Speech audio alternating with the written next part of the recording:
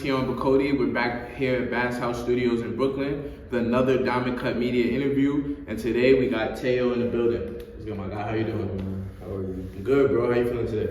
I can't complain. Okay, dope. And this is your first interview, right? It is. Okay, fine. Congrats to that. Thank you. All right, today we're going to talk a little bit about your music, talk about your musical journey, your name, and all that type of stuff. For sure. All right, so let's get into it. How'd you get your name, Teyo?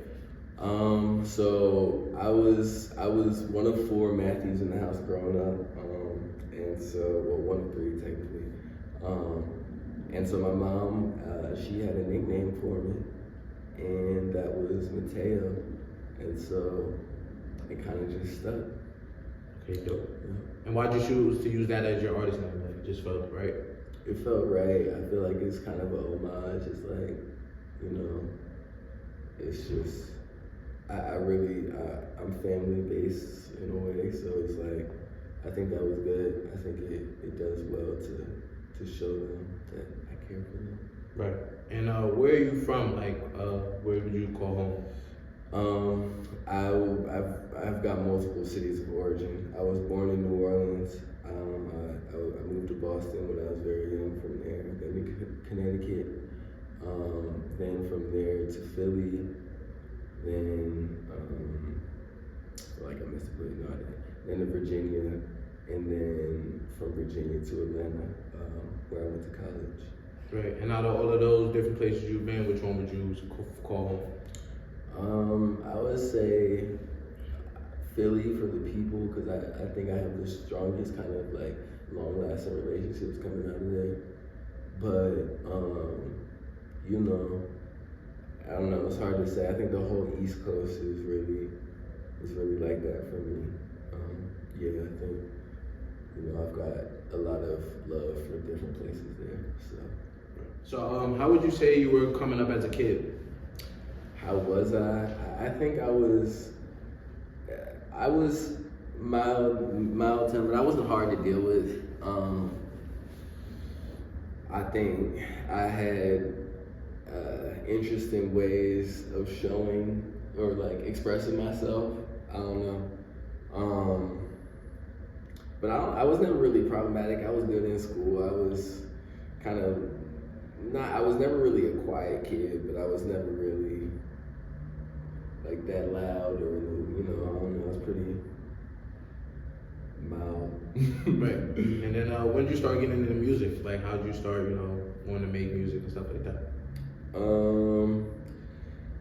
So I started like probably late my senior year in high school, and then it only kind of multiplied, like my attention to it only just like multiplied once I got to school. And what got me really into it was kind of two people, honestly. It was one guy I went to high school with. His name is J-Rock, shout out J-Rock. He also makes music. He went to Morehouse, but he was singing, and like I was just always inspired by it. Like I would sing him, and then we went to high school together, by the way. Like also, then I got to Morehouse, and Jed was my roommate. He's also my producer now too, but he was the one who kept that bug in my ear. Like he had been producing and making music around it since he was real young. So it was just kind of a part of our friendship from right away. And it was like a point of mutual interest. Right. And what music were you bumping at this time when you started making music? I was like, I had a more kind of mainstream lens, I think, because of where I was at in Virginia. Just like, it just wasn't, I didn't have like the outlet or inlet to know exactly what was going on, like all the way, like at the heart of it. So I think at that time it was more like artists like Drake. It was like kind of just real big people. Try and give you like a good one, because I did have like niche people I was listening to. I really liked X. Crazy to say those two back to back, but also RPX. RP.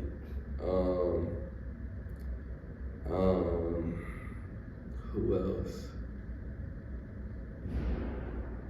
It was a lot. It was some people back there. I was listening to Migos. I remember it was a Justin Bieber and Travis Scott song that I was just obsessed with called Maria I'm Drunk.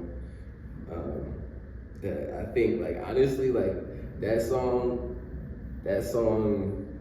drove me to music as like, well, this is like a form of medicine or healing or just ability to like just go on art.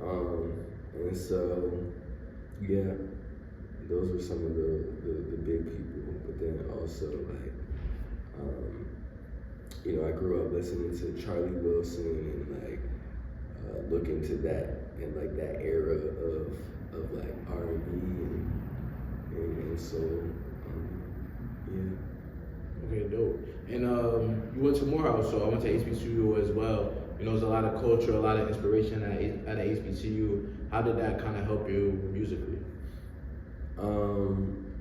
I think being around just like a whole bunch of different people, because Morehouse is like, it's a hub for Black people from all over. So I'm hearing music being made and listened to from people from like all over the country. And so it was kind of just really a melting pot of like exposure to sound. And then also being, while I was at school, I worked in studios. So I got to be around like a lot of the artists that were putting the music out, in the city. So yeah, it was hugely impactful, and I don't think I would be where I'm at now had I not gone to Morehouse. At the time, you were working in the studios, any like prominent artists, or at the time maybe they were early in their careers that you've seen also? Yeah, there's a few of them. Is there any you can name? I don't actually know if I can, but It's cool if you can.